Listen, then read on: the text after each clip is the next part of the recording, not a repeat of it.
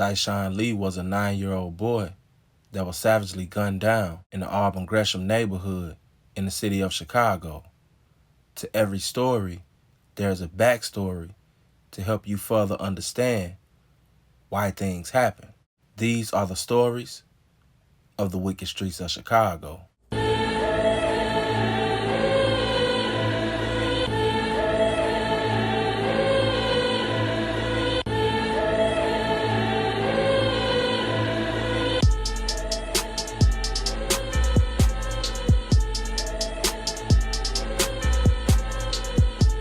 The two men convicted of executing 9-year-old Tyshawn Lee will be locked up behind bars for decades. Shantina Burpo was standing on the corner of 79th and Wood with 5 GDs when she ended up being shot in a drive-by. Taylor is a member of the Terror Dome faction of the Black P. Stones, prosecutors allege. He was seen in the front passenger seat of a dark-colored sedan that was the source of gunfire that hit Burpo as she stood with members of the Killer Ward faction of the Gangster Disciples in the 7900 block of South Wood Street. Assistant State's Attorney Jamie Santini said witnesses saw the driver lean back as Taylor raised the shotgun, pointed it in the direction of Burpo and the others, and fired. Burpo was struck in the abdomen and died at Advocate Christ Medical Center in Oaklawn.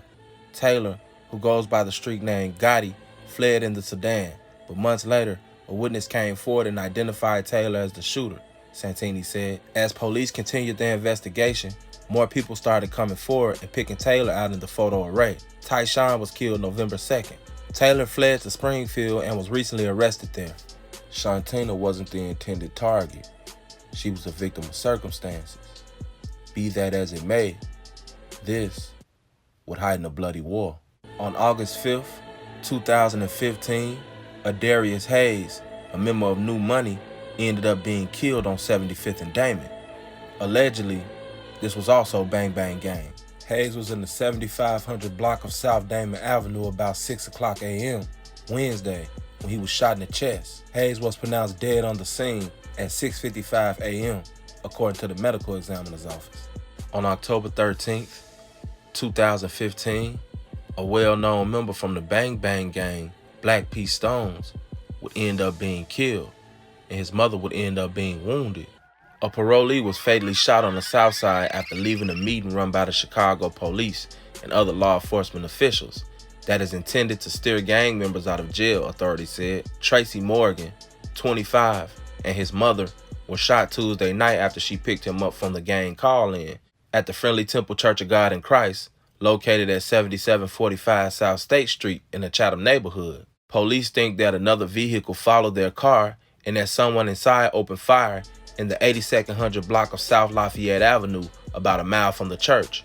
Morgan was wounded in the abdomen and taken to Advocate Christ Medical Center in Oaklawn, where he was pronounced dead at 9:27 p.m., according to the Cook County Medical Examiner's office. His mother, 55, was treated at the hospital for a wounded arm. Detectives were investigating if Morgan, a reputed member of the Terror Dome faction of the Black P. Stones, was targeted by a rival gang member who also attended the meeting, police said. No one was in custody as of Thursday afternoon. Morgan was paroled from prison last year for a felony gun conviction, according to the Illinois Department of Corrections. The call-ins are a key strategy used by the police department in its efforts to reduce violence in Chicago. While it's still unclear if the meeting was directly connected to Morgan's death, Chicago police spokesman Anthony Guglielmi called his slaying a tragedy. A reputed member of a faction of the Gangster Disciple street gang, Khalil Yamin, has been charged in the deadly gang-related shooting of Tracy Morgan, after Yamin and another man killed Tracy Morgan and wounded Morgan's mother in 2015. Morgan's brother Corey sought revenge, enraged that his brother was killed and his mama was shot. As a part of a feud between rival gangs, Corey Morgan proclaimed that he was going to kill grandmas, mamas, kids and all, according to prosecutors. Just a couple days later, on October 18th, 2015, Breonna Jenkins would end up being killed, and a member from New Money would end up being wounded. Unfortunately, Breonna Jenkins was at the wrong place at the wrong time. 19-year-old Breonna Jenkins was killed and a 20-year-old man was injured in a shooting that happened about 4:25 p.m.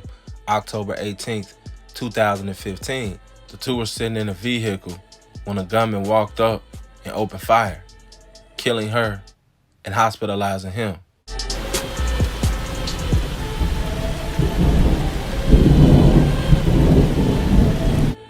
On a very nice Monday afternoon, Tyshawn Lee sat on a swing, swinging to himself, when a guy would approach him and pick up his basketball.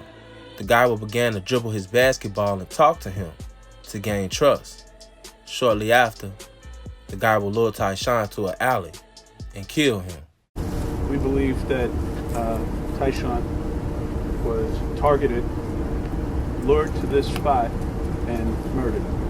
It would later come out that Tyshawn Lee was killed because Corey Morgan felt like the Killer Ward GDs had something to do with his brother being killed and his mother being shot. Tyshawn's father, P.L. Stokes, or Woody is most known on the streets, is a well-known member from the New Money GDs. And once the Bang Bang Gang couldn't find him, they found his son.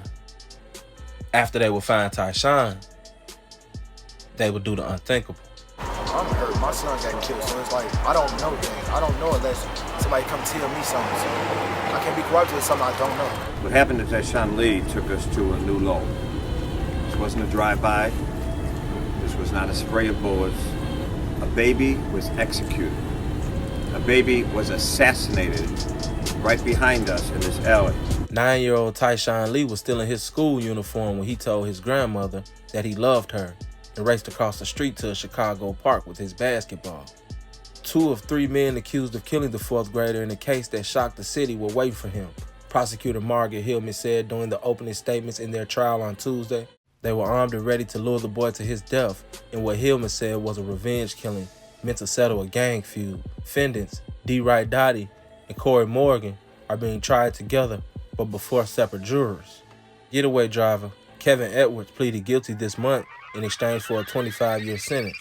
In August, Morgan's brother Anthony was sentenced to 4 years in prison for buying the gun used to kill Tyshawn. Hillman said Dottie and Morgan, reputed members of the Black P. Stone Nation Bang Bang Gang, or BBGs, that day were looking to exact revenge for the killing of Morgan's brother and wounding of his mother 1 month earlier by members of the rival Gangster Disciples Killer Ward group. Shooting Morgan's mother was beyond the pale, Hillman said in her opening. There weren't many rules in this feud, but families were off limits. They were untouchable. Tyshawn's father, Pierre Stokes, is accused of belonging to the Killer Ward faction. Morgan's brother, Tracy, was shot and killed in a car while with their mother in October 2015, the prosecutor said. This made Morgan mad, Hillman said. He wasn't just mad, he was in a murderous rage, saying he was going to kill grandmas, mamas, kids, and whoever he could catch. Morgan and Edwards allegedly sought out to find a Killer Ward member to avenge the death, Hillman said. When they couldn't find Pierre Stokes, they found 9-year-old Tyshawn, a 4th grader who had nothing to do with any of this gang nonsense, Hillman said. In Dawes Park, Dottie approached Tyshawn and talked to him and even played basketball to gain his trust, Hillman said. He picked up the basketball and lowered the boy to an alley as Morgan and Edwards watched from a black SUV, according to the prosecutor. D. Wright Dottie took out a .40 caliber handgun and he executed Tyshawn in broad daylight. An autopsy of Tyshawn's body showed 2 perforating gunshot wounds, and part of his right thumb was lost as a defensive wound trying to block a gunshot, according to court papers. The boy's body had a gunshot wound to the head, a bullet grazed wound to his right upper back, and a superficial wound to the right forearm. The death of Tyshawn Lee will bring national attention as world leaders and entertainers will come abroad to his funeral. The funeral was hosted at Father Flager's church, St. Sabina, and he will speak out about the situation. We have double-digit unemployment in America, and if we're part of America, then treat us like the rest of America. It had been a long time since such tragedy had been announced coming out of Chicago, where a 9-year-old little boy got shot, and it wasn't an accident, and where he was actually targeted. This was beyond sick. This was downright demonic. And the Chicago police, the mayors, the government, all type of law enforcement agencies will begin to look into the case of Tyshawn Lee. The death of Tyshawn Lee will bring a lot of attention to the neighborhood, and it will cause the cops to blanket the neighborhood and ride all day and all night. This would affect any business that was going on in the streets. Eventually, 4 people would go down in connection with the death of Tyshawn Lee: Corey Morgan, Dwight Dottie, Anthony Morgan, and getaway driver Kevin Edwards. Anthony Morgan will be convicted and given 4 years for purchasing a gun out of New Mexico. Allegedly, 5 of his guns that were purchased were found, and 3 of them had bodies on them. Kevin Edwards would cop out to a 25-year sentence. Corey Morgan will be given 65 years in prison.